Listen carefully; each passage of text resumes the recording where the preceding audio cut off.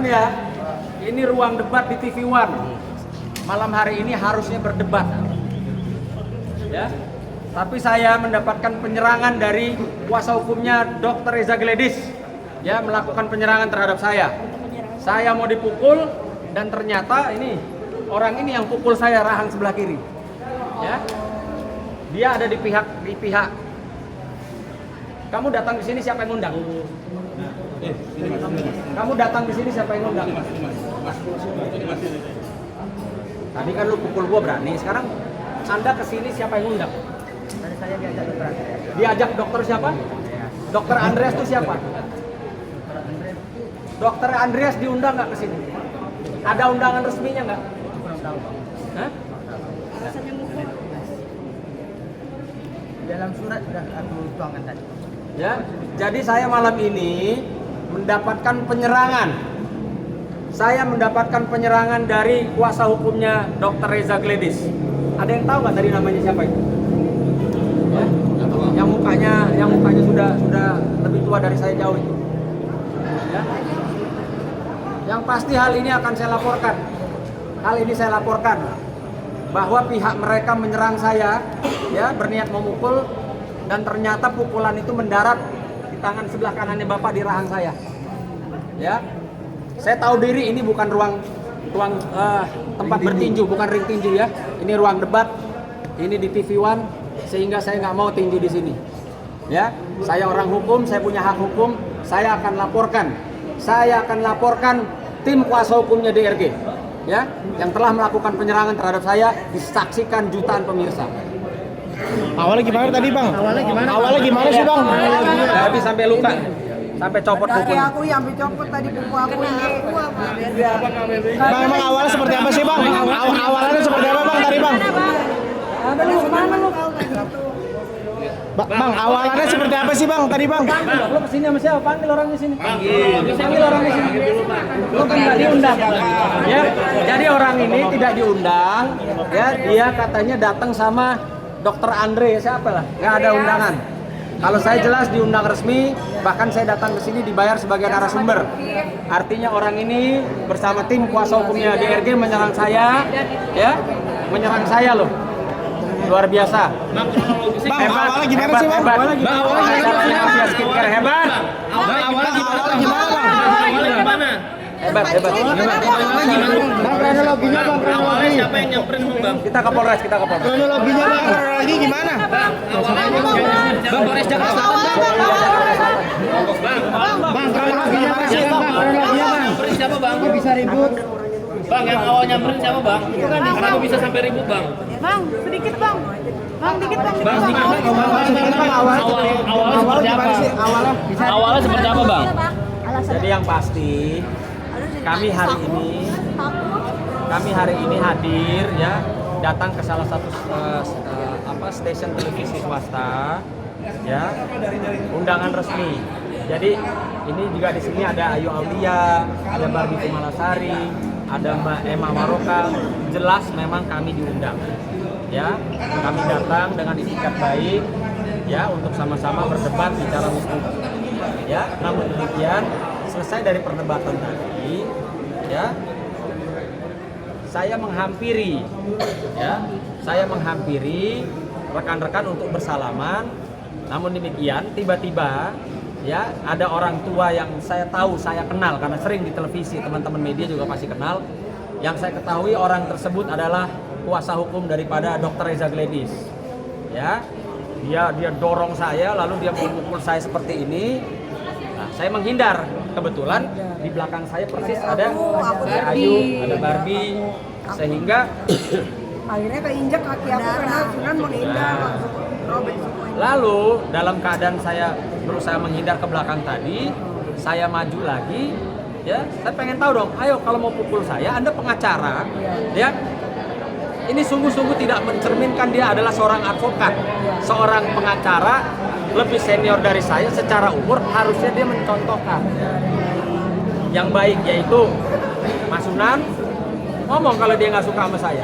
Jangan tiba-tiba dia dorong saya, dia mau pukul saya. Berarti tadi nyamper itu hanya untuk salaman ya Bang? Tadi Loh, kita semua bersalaman. Saya sadar, saya dalam keadaan sadar, saya seorang advokat yang menjaga nama baik saya. Ya, ini bukan ring tinju, bukan tempat orang berkelahi.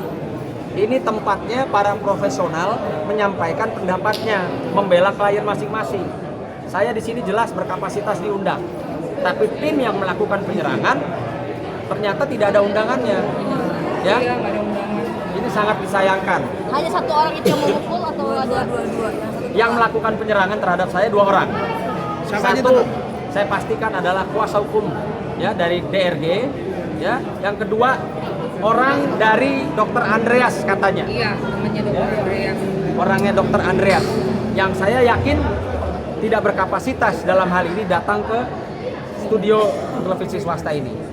Ya, jadi saya akan menggunakan hak hukum saya karena saya bukan tukang tinju, bukan tukang berantem. Ya, jelas saya akan melakukan upaya hukum saya. Tadi mungkin ada percakapan yang membuat emosi hampir. Apa pas debat tadi gitu, Bang? Kenapa Bang? Oh, semua debat kan biasa. Kan nggak boleh. Ya kan? Tapi kan nggak boleh kekerasan. Nggak boleh. Kalau mau jago-jagoan ya jangan di sini tempatnya lah, ya kan? Saya jelek-jelek gini ya penakut, tapi kalau diajak berantem beranilah kan gitu. Nah, saya mungkin bisa terekam tadi sama teman-teman.